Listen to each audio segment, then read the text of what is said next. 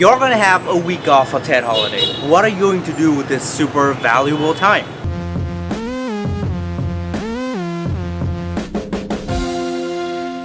Hey guys, it's Andy again, and this is another episode of 5 Minutes About IELTS about TED holiday. Just a couple of days more, it's TED already. I am so excited. You know, speaking of the holiday, I know TED is supposed to be the time for relaxation, the time for us to have fun and not have to think about anything. But have you ever had that feeling when the holiday is over and you're filled with regrets because you've wasted all those days off doing nothing, just sleep, eat, and repeat?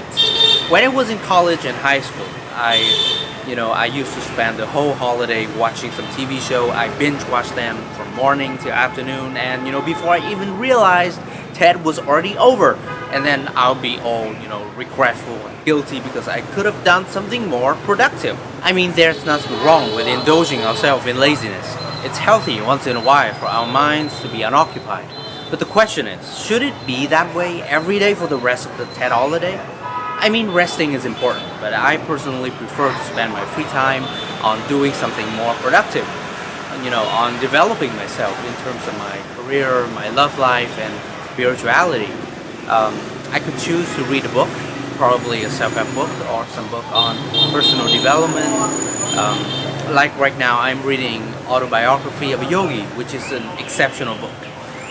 So basically, you can just try to see what kinds of book your friends are reading and then give those books a try. It's simple as that. I just picked up the habit of reading books 2 years ago, but it has totally changed my life. And this holiday, you can start it too. These days off in TED holiday is also an ideal time for studying English, but personally it's very difficult for me to study anything this TED holiday because all I can think about is relaxing. But you can do other things as well. You may clean your room a little bit so that you can have a whole new environment to do your work or study better, or you may write something, maybe a Facebook post or Facebook note about a topic you're interested in English. So you see, those things are called creating. Nowadays, people are more into consuming, which is things like watching shows, listening to music, or shopping. Meanwhile, it is creating that can keep your brain healthy and agile. The point of this video is not to tell you that chilling and relaxing this TED holiday is bad, because it's not. But it's very important to keep a balance between consuming and creating, so that when the holiday is over, you will not feel bad because of not doing anything productive and useful. You're gonna have a week off for TED holiday. You might think that's a lot, but let me tell you, it's not.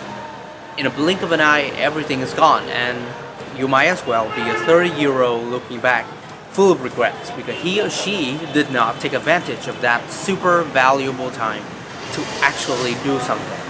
Don't be that kind of person. Make the most out of the time.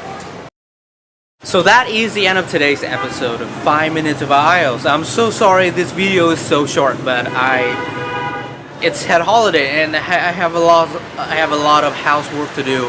If you love this series, you can click here to subscribe to my channel and click here for more fun videos about IELTS and learning English.